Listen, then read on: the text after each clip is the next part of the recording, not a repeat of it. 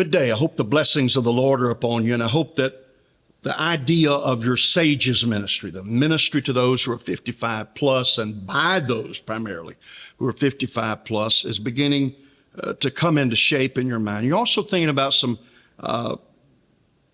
things to not do, as well as what you do want to do. I want to spend a bit of time talking with you about vision. Where there is no vision, the people perish. You've heard it preached many times. A vision imagines a specific outcome. I suppose the best book I've ever read on vision is Andy Stanley's book, Visioneering, and we'll provide a link to that if you're interested in it. But the training that we're providing is for those who are local leaders of ministry by those 55 plus. Your vision for that group is vital. Nobody can give you a vision for your group. You have to do that. You know who's there. You know what the qualities are. You know what their gifts and abilities and the level of energy that exists in them. In another video, Rick and Susie Toadvine, who lead the Oasis ministry in Portage, Indiana, are going to discuss their vision for the local church ministry there in Portage. As I've begun to work with this, people have asked me what my vision is for Sages internationally. And if you're asking, I'm glad you asked, because that's what I'm going to talk about over the next little bit. So here's my vision for Sages International. Now, this does not take the place of you having a vision for your local ministry. The first thing is to do what we're doing now, which is to develop leadership training specific to Sages ministry leaders. This will help you be effective. Again, I'm thinking global, but I realize that our long-term effectiveness has to be local, because the local church is where people are saved and discipled. Research indicates, specific to this type of ministry, that one of the keys to an effective ministry to those of the sage age is for the leader to be trained. And that's what we're doing. So that's my first vision. I want to train leaders to be effective. Okay. The second thing that is part of my vision is I want to awaken and alert pastors, district superintendents, people who are leading groups like yourself, and then the sage group themselves. I want to awaken all of these to the potential of this awesome group of people. In order to awaken the potential and to raise awareness, several things we have to do. Number one is sages, those of this age group who are often denigrated by comedians. You see all kinds of memes about us that happen on Facebook, everywhere else. There is a minimizing of the significance of those who are of this age. We need our sages to realize that they have insight and wisdom to hand the arriving generation. The Bible teaches that we elders are to do this. The Bible teaches some things that those who are young are to do in regard to we elders. We can't control that. What we can control is what we are to do. We provide what we are supposed to accomplish. Generational transition has not happened as often as it should. Okay, this awakening is going to include specific instruction on how the sage age can connect to become an intergenerational influence. That's what it's supposed to be. Third, to awaken, we need to emphasize what those of the sage age group have to offer as opposed to what we can't do, okay? If they were to do another March for Missions project, did that as a boy, 20 miles, I'm not sure that I'm up up to a 20-mile Saturday march these days. But there are things I can do. And there are things I can do that in some ways, and in many ways probably, are far more important than what I could do when I was 15 years old.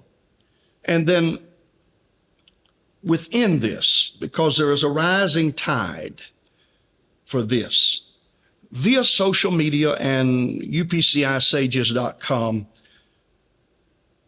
to create a culture where that we learn from each other. We're going to partner. We're going to help each other through times of struggle and disappointment. We're also going to celebrate victories together. So in all of this, if we can begin to pump this, and that's my goal, is to just put out there these various things. The third thing that is part of my international vision is that we give ideas that you can use. Darrell Johns said one time that you're never any better than your resources. We are going to make you rich in resources at UPCISages.com. Fourth thing that I envision is a private Facebook group for those who lead Sage age groups in local churches. This is a place where we're going to learn best practices. We're also going to seek solutions. We're not going to turn a problem into an international gripe fest. We're going to find solutions. For every problem, there is a solution. And if you want to become an effective influencer, the easiest way to become influential is by being a problem solver. So when you bring a problem to this group, also try to bring several potential solutions. Okay, the fifth thing from an international vantage point, it's our role to inform and facilitate events, activities, and opportunities that those of the Sage age can share in, things that a local church group could not accomplish by itself. Even now, many of those who are of the Sage age are part of Church in a Day projects, but there are many skilled craftsmen who are 55 plus who are unaware that Church in a Day even exists or that they could participate. And many of these are skilled craftsmen who could use that for the glory of God. The second thing that is part of this is we host a Sages Summit each spring. The first one is in spring of 2023 in St. Charles, Missouri. Aaron Bryan is the director of church advancement, which is has oversight of Sages. And I thought it was interesting. In our early conversations, Brother Bryant made this statement that he envisioned the Sages Summit in a few years being larger than the Apostolic Youth Congress, which draws 30,000 teenagers. Why not? Why not? Your sages, they have time, they have money, they can travel, they want to travel. Why not?